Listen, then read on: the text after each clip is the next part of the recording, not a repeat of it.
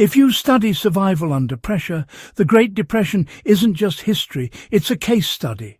Millions lost jobs, banks collapsed, and food systems failed almost overnight. Yet many families didn't just endure, they stayed alive year after year with almost nothing. Before we get into today's subject, if you value grounded history and real survival knowledge, subscribe to Battlefield of Survival, like this video, and leave a comment with your thoughts or experiences. This channel is built for people who want substance, not nostalgia. Now, let's get straight to the habit that mattered more than any single skill. The habit that mattered was treating food as a continuous system, not a daily purchase. Families who survived the Great Depression did not think of food as something you bought, cooked, and discarded. They treated it as a closed loop that never stopped moving. Every calorie had a future purpose, and nothing existed in isolation. Meals were planned around what could be reused, preserved, or stretched forward. This wasn't thrift as a slogan, it was discipline practiced every single day. Bread crusts became tomorrow's pudding. Bacon grease was saved in jars and used to cook the next week's meals. Vegetable scraps fed chickens or went into soup stock. Bones were boiled repeatedly until there was nothing left to extract. This habit alone could add days or weeks of survival over a year, which often made the difference. Saving calories began before the meal ever reached the table.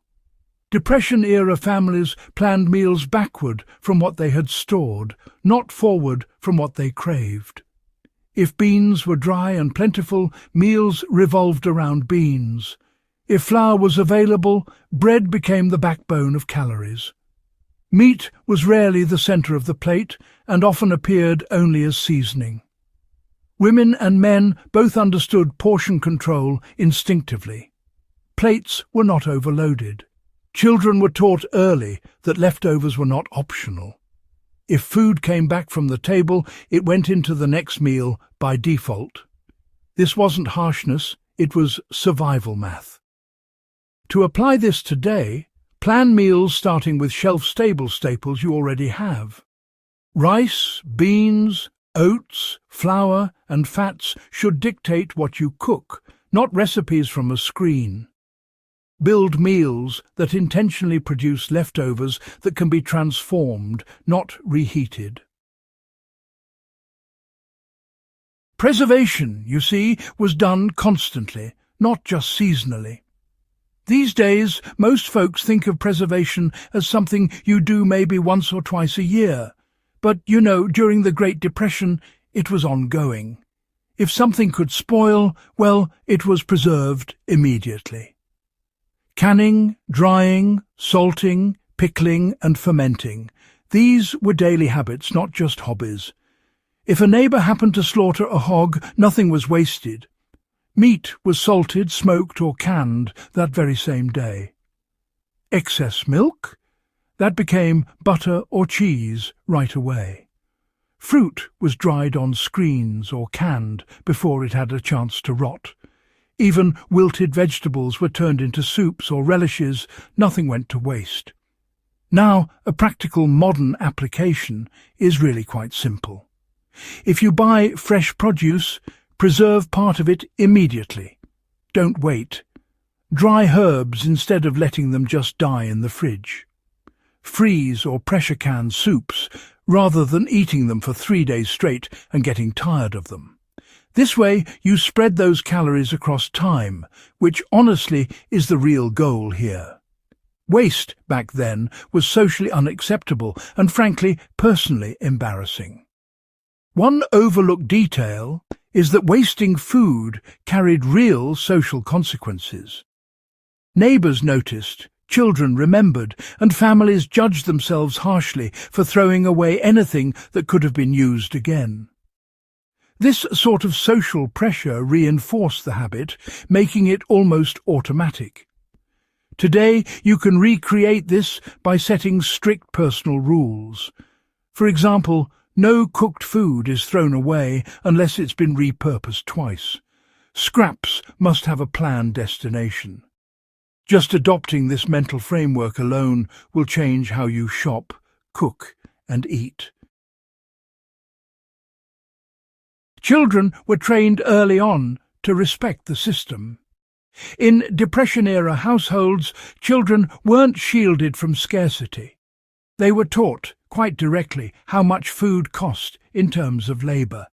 They learned to shell beans, peel vegetables, and stretch meals as far as they could go.